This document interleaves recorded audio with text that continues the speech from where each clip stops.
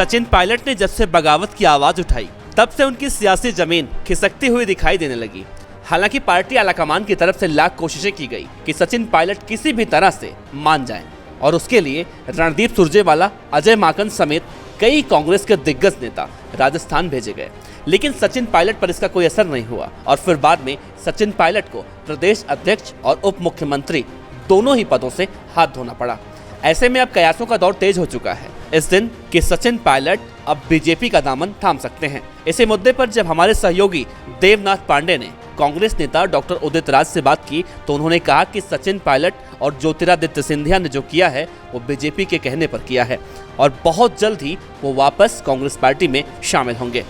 राजस्थान में सियासी उठापटक के बीच अब बड़ी खबर आ रही है कि वहां के जो डिप्टी चीफ मिनिस्टर थे सचिन पायलट, उनको उनके दोनों ही पद से हटा दिया गया है।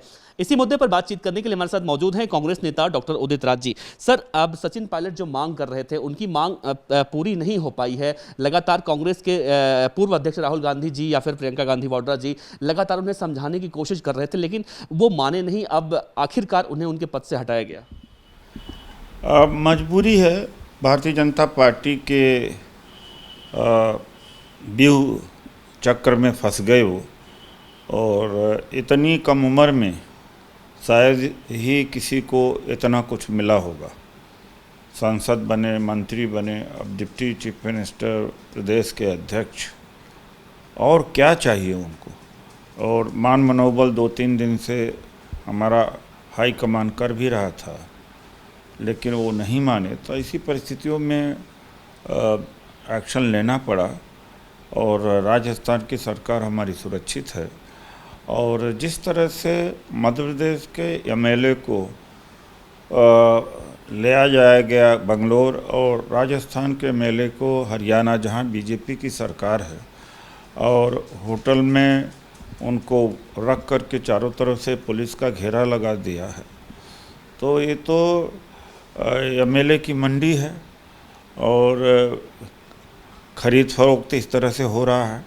और जो इसके ओरिजिन है, जब 2 कैंडिडेट राज्यसभा का खड़ा किया बीजेपी को, तो अशोक गहलोत जी परिपक्व व्यक्ति हैं, तो उन्होंने सोचा क्या है, तो अंदर अंदर तो पहले से हो रहा था।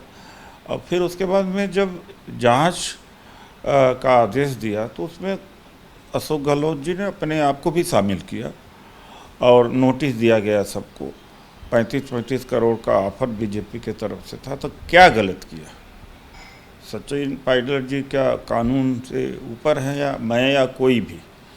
तो उससे वो नाराज़ हो गए। तो ये तो कोई नाराज़गी का कारण नहीं है। मुझे लगता है कि भारतीय जनता पार्टी के उसमें जाल में फंस गए हैं। सचिन पायलट घर के रहे न घाट के, तो क्या अब सचिन पायलट बीजेपी में शामिल होंगे? क्योंकि जिस तरह से राजस्थान के मुख्यमंत्री अशोक गहलोत के करीबियों के ठिकानों पर लगातार आयकर विभाग के छापे पड़ रहे हैं, उससे एक तरफ कांग्रेसी नेताओं का आरोप है कि बीजेपी राजस्थान में तख्ता पलट करने के लिए सियासी खेल खेल रही है, तो वहीं दूसरी तरफ ये भी कयास लगाया जा रहा है कि सचिन पायलट अपने समर्थक विधायकों के साथ बीजेपी का दामन थाम सकते हैं। सचिन पायलट अगर बीजेपी का दामन थामना चाहेंगे तो बीजेपी सर तैयार है। ऐसी संभावनाओं का कुछ नहीं कहा जा सकता। क्या होगा, कल क्या होगा, अभी आप इंटरव्यू ले रहे हो, मेरी बात करते करते बाइट लेते, पीछे क्या हो रहा है, तो इसमें मेरे को क्या देना कहना है। इसमें आगे की बात इंतजार करिए क्या होता है। 2014 से पहले कांग्रेस की बात की जाए तो कांग्रेस पार्टी का जो जनाधार था वो 2015 के बाद धीरे धीरे कम होता चला गया और कांग्रेस पार्टी राज्य दर राज्य अपनी सत्ता खोती चली गई। ऐसे में सबसे बड़ा सवाल उठता है कि क्या कांग्रेस पार्टी की कमान गांधी परिवार से हटा के किसी और को दी जानी चाहिए? क्या गांधी परिवार पूरी कांग्रेस पार्टी को कंट्रोल कर रहा है? और जिसका नतीजा एक एक कर सामने आ रहा है, क्योंकि बीते कई दिनों से एक के बाद एक नेता इसी तरह से कांग्रेस पार्टी में बगावती स्वर बुलंद कर रहे हैं। राजस्थान में सियासी उठापटक के बीच अब तस्वीरें और भी उलझती हुई दिखाई दे रही हैं। आज हुए विधायक दल की बैठक के बाद जहां राजस्थान के प्रदेश कांग्रेस कमेटी के अध्यक्ष सचिन पायलट और राजस्थान के डिप्टी सीएम सचिन पायलट को आज उनके दोनों ही पद से हटा दिया गया, उसके बाद कहीं ना कहीं एक बार राजस्थान सरकार फिर से मुसीबत में दिखाई दे रही है। हालांकि कांग्रेस नेता डॉक्टर उदित राज ये कह रहे हैं कि जिस तरह से बीजेपी इन दोनों ही नेताओं को, चाहे हम ज्योतिरादित्य सिंधिया की बात करें या फिर सचिन पायलट की बात करें, इन दोनों ही नेताओं को जितने कम उम्र में जितना बड़ा ओहदा मिला था, इन दोनों ही नेताओं को बीजेपी के आलाकमान द्वारा भड़काया गया, जिसके बाद कहीं ना कहीं ये दोनों ही ऐसी हरकतों को करने में अंजाम दिए। फिलहाल सभी नेता यही कह रहे हैं, जल्द ही आने वाले समय में ये दोनों ही नेता एक बार घर वापसी करेंगे। कैमरामैन प्रदीप रावत के साथ देवनाथ पांडे, पार्लियामेंट्री बिजनेस, दिल्ली।